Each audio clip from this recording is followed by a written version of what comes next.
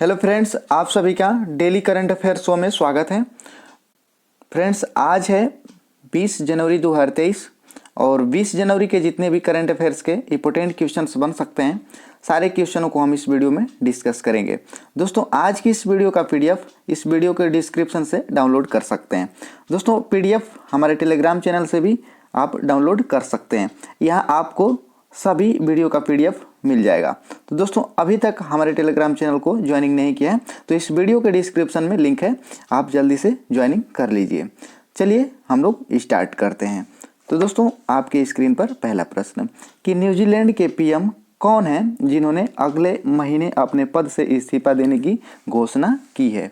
तो इस क्वेश्चन का राइट आंसर दोस्तों आप लोगों का ऑप्शन नंबर यहाँ पे बी करेक्ट हो जाएगा। दोस्तों, पहला का ऑप्शन नंबर यहाँ पे बी सही जवाब है, यानी ऑप्शन है यहाँ पे बी करेक्ट है। ठीक है, तो आइए हम लोग देखते हैं दोस्तों इसकी व्याख्या।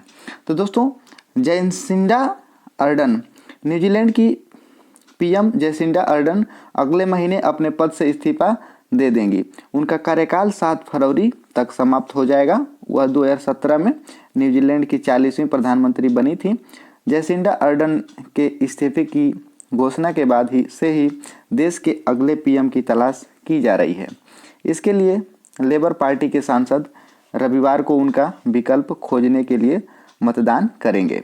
अर्डन पहली बार 2008 के आम चुनाव में सांसद चुनी गई थी और न्यूजीलैंड देश दक्षिण पश्चिमी प्रशांत महासागर में स्थित एक देश है दोस्तों। ठीक है, आइए हम लोग देखते हैं अगला प्रश्न। दोस्तों, कह रहा है कि वनडे इंटरनेशनल क्रिकेट में दोहरा शतक लगाने वाले सबसे युवा बल्लेबाज कौन बने हैं।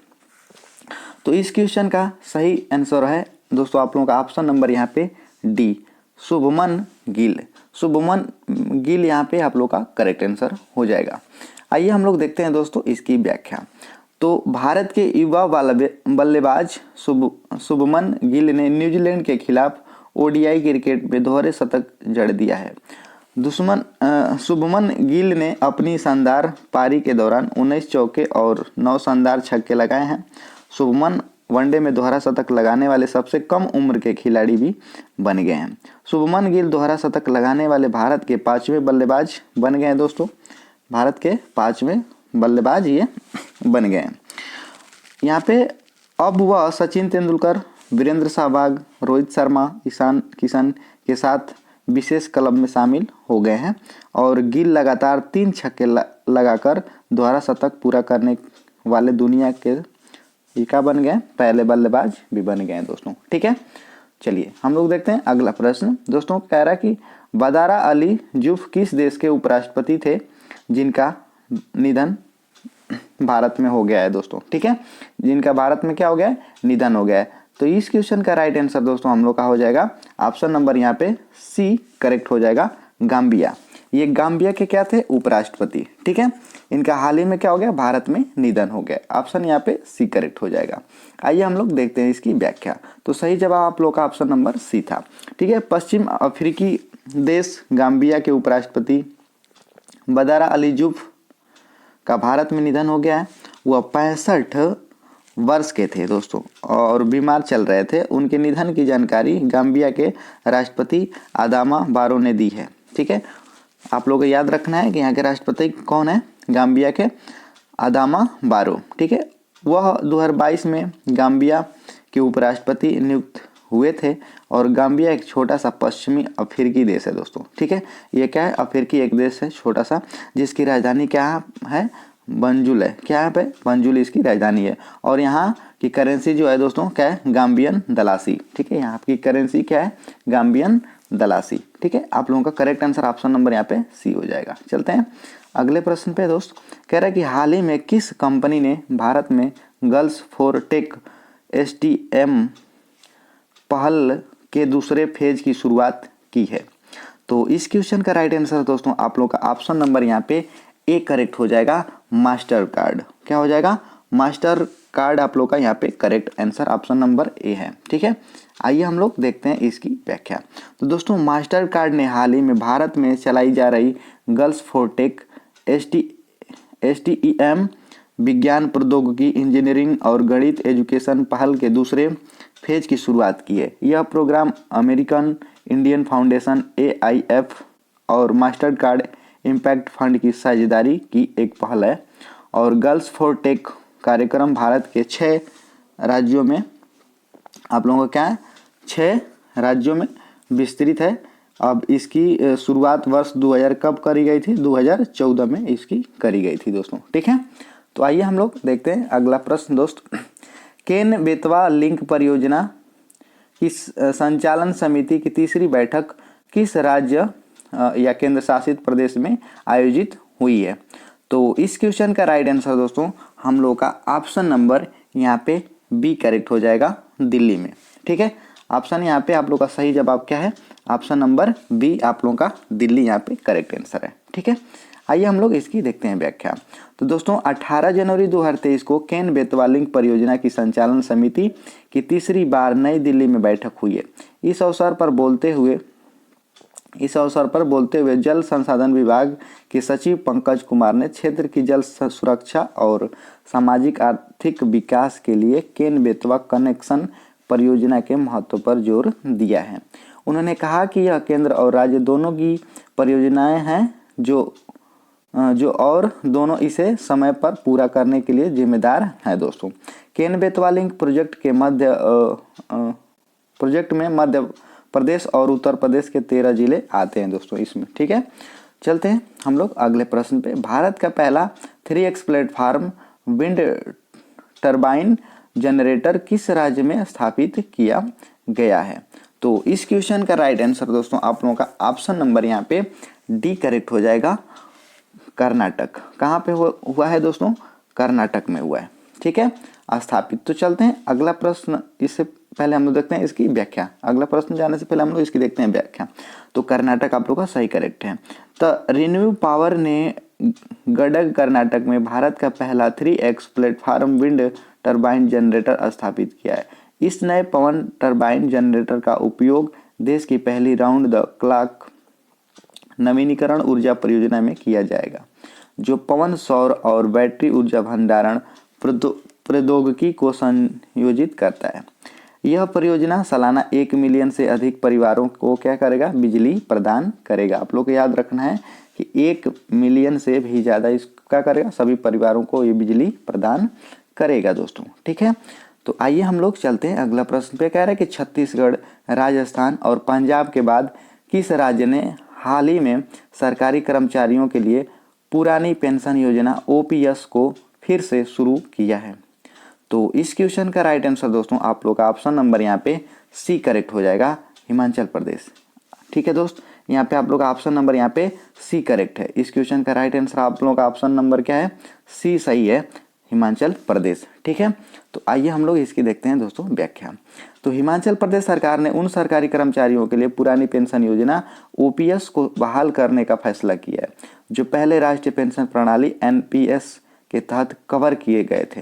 इससे पहले छत्तीसगढ़, राजस्थान और पंजाब में पुरानी पेंशन योजना लागू की गई थी और इस फैसले से लगभग 1.36 लाख राज्य NPS कर्मचारी को लाभ मिलने वाला है दोस्तों। ठीक है, तो आइए हम लोग देखते हैं दुनिया के सबसे मूल्यवान कंपनी कौन बन गई है? दुनिया की सबसे मूल्यवान कंपनी कौन बन गई है? तो इस क्वेश्चन का सही जवाब है अमेजन। ठीक है दोस्त, आप ऑप्शन नंबर यहाँ पे ए। ठीक है, अमेजन आप लोग का क्या हो गया? सबसे क्या बन गई है दोस्तों? ये आप लोग की सबसे मूल्यवान कंपनी बन गई है। आप लोग का ये एप्पल को पछाड़ते हुए अमेजन सबसे आगे हो गया। ठीक है दोस्त, तो यहाँ पे आप लोग देख सकते हैं कि टॉप 10 सबसे मूल्यवान ब्रांडों की यहाँ पे सूची यहाँ पे इंडिकेट हम किए हैं। जैसे आप लोग का अमेजन फर्स्ट नंबर पे है दोस्त। क्या है? अमेजन आप लोगों का क्या है? फर्स्ट नंबर पे। ठीक है, देख सकते हैं आप अमेजन आप लोग का सबसे फर्स्ट नंबर पे जो 299.3 अमेरिकी बिलियन ये डॉलर से क्या है? आगे है। और एप्पल आप लोग का 297.5 बिलियन डॉलर है और गूगल का 281.4 बिलियन डॉलर है और माइक्रोसॉफ्ट आप लोग का चौथे नंबर पे है जिसमें 191.6 मिलियन डॉलर ये आगे है। इसी तरह वॉलमार्ट उसके बाद है ना, सैमसंग, ठीक है, ग्रुप वर्थ है, ICBC है ना, ये आगे आप लोगों का चल रहा है।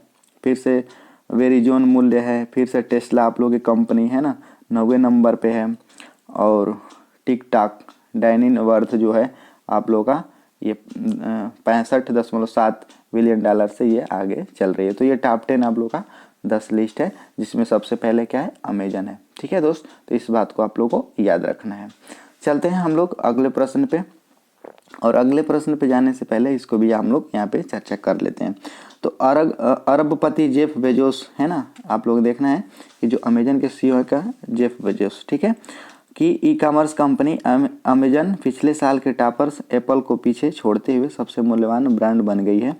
अमेजन ने इस वर्ष अपने ब्रांड मूल्य में 15% की गिरावट के बावजूद भी ये 350.3 बिलियन डॉलर से 299.3 बिलियन डॉलर तक ये गिरने के बावजूद भी ये सबसे मूल्यवान है ना ब्रांड के रूप में शीर्ष स्थान पर ये रहा है। ब्रांड वैल्यूएशन कंसल्टिव ब्रांड फाइनेंस की रिपोर्ट के अनुसार ग्लोबल 500 2023 के अनुसार अमेजन नंबर 1 पर वापस आ गया है। ठीक है, इस साल इस ब्रांड वैल्यू को मतलब $50 बिलियन के से अधिक गिर गई है, और इसकी रेटिंग आप लोग का AAA+ से यहाँ पे AAA तक गिर गया। ठीक है, दूसरे स्थान पर कौन है दोस्तों, तो ये आप लोग की एप्पल है। एप्पल को मैं बता दूं कि ये 16% से घटकर ना 355.1 मिलियन से ये 297.5 मिलियन होने के कारण दूसरे स्थान पर ये रह गई है दोस्तों। ठीक है, तो आइए हम लोग देखते हैं अगला प्रश्न।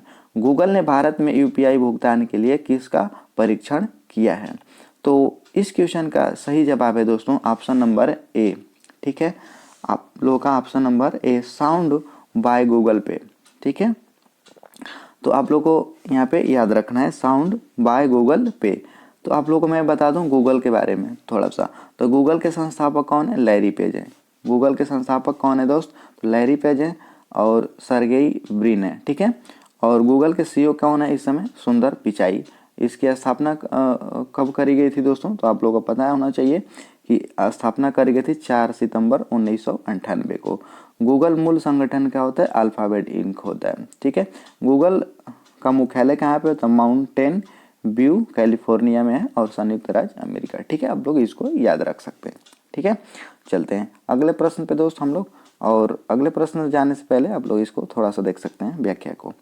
तो कोऑपरेशन इन ए है ना ग्रैमफेंटेड वर्ल्ड्स, विश्व आर्थिक मंच WEF की वार्षिक बैठक दावोस स्विट्जरलैंड के है ना स्विस रिपोर्ट में आयोजित की जा रही है, और इस बैठक में G20 और G7 देशों सहित 130 देशों के 2700 से अधिक नेता शामिल हो रहे हैं। ठीक है, यह बैठक कोऑपरेशन इन पर फ्रेमटेड वर्ल्ड है ना थीम पर आधारित है, और WEF की वार्षिक बैठक 16 जनवरी से 20 जनवरी तक आयोजित की जाएगी। WEF की स्थापना 1971 में जर्मनी अर्थशास्त्र क्लास स्वाब के द्वारा ये किया गया था। ठीक है दोस्त, तो ये भी आप लोगों का कुछ इंपॉर्टेंट बात को याद रखना है दोस्तों। इस यहाँ पे ये आप लोग का है ना ये थोड़ा सा मिस्टेक है, लेकिन यहाँ पे आप लोग इस फैक्ट को याद रखेंगे। चलते हैं हम लोग अगले प्रश्न पे कि global fire power military strength index 2023 के अनुसार दुनिया का सबसे ताकतवर देश कौन बन गया है?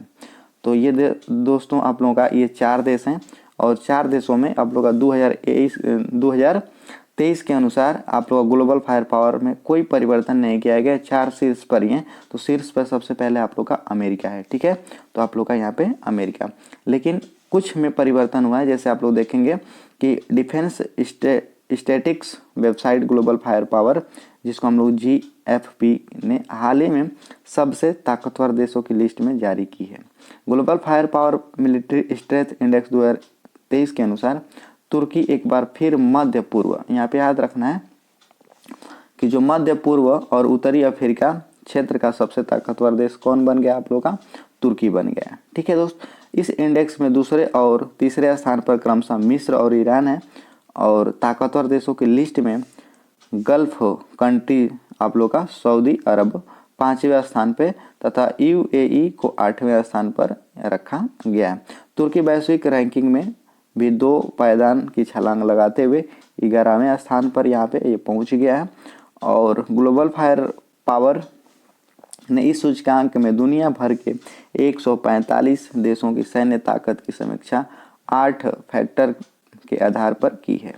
इस फैक्टर में सेना की संख्या, राष्ट्रीय संसाधन, वित्तीय स्थिति, लॉजिस्टिक और भौगोलिक पैमाना शामिल किए दोस्तों। तो दोस्तों ये रहे आज के करेंट अफेयर्स आप लोगों के लिए। दोस्तों हमें उम्मीद है कि आप लोगों को ये वीडियो अच्छी लगी होगी।